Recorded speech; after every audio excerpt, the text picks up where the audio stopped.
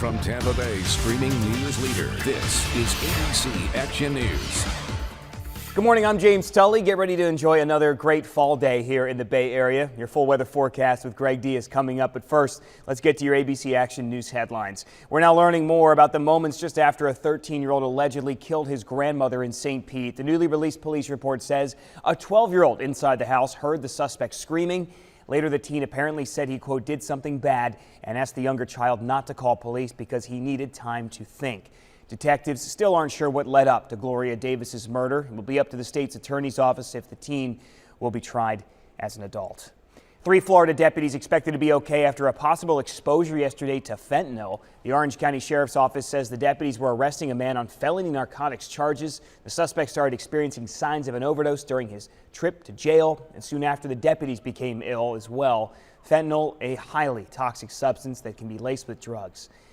Newport Richey leaders approved the first company to bring scooters to the city. eCarve is going to roll them out next week. Rules include no scooters after 8:30 on weeknights, and scooter businesses must provide helmets.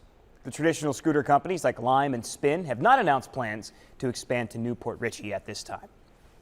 Florida lawmakers are looking at veterinarians to help crack down on animal abuse. They're talking about a bill that would require vets to report suspected animal cruelty to authorities, and if they don't, they could lose their license. Some vets worry the policy will lead to fewer animals being brought in for treatment. It may make people reluctant to seek veterinary care. Are we going to end up with more animals dumped by the side of the road because they don't want to get in trouble?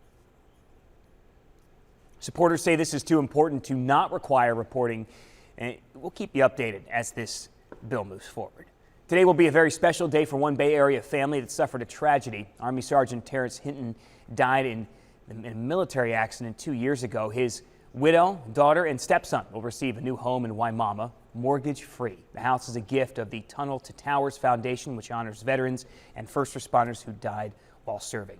What a great sign the holidays are here, Greg. A wonderful gift to that family. That is a great story, James. Hello, everybody, and make sure you're thinking of others as you go about and getting gifts for your friends and family. Always nice to give back. Temperatures out there in the 50s and 40s this morning, climbing into the upper 70s this afternoon. A beautiful day for travel across the Bay Area and really all across Florida. Light winds throughout the day, too, so I don't think that's going to be a problem. And sunshine, there's going to be plenty of it with very little cloud cover through the day, maybe just a couple popping up during the afternoon. There's a busy weekend ahead of us with the holiday and traveling for you, friends and family. Make sure you've got the ABC Action News app downloaded on your smartphone.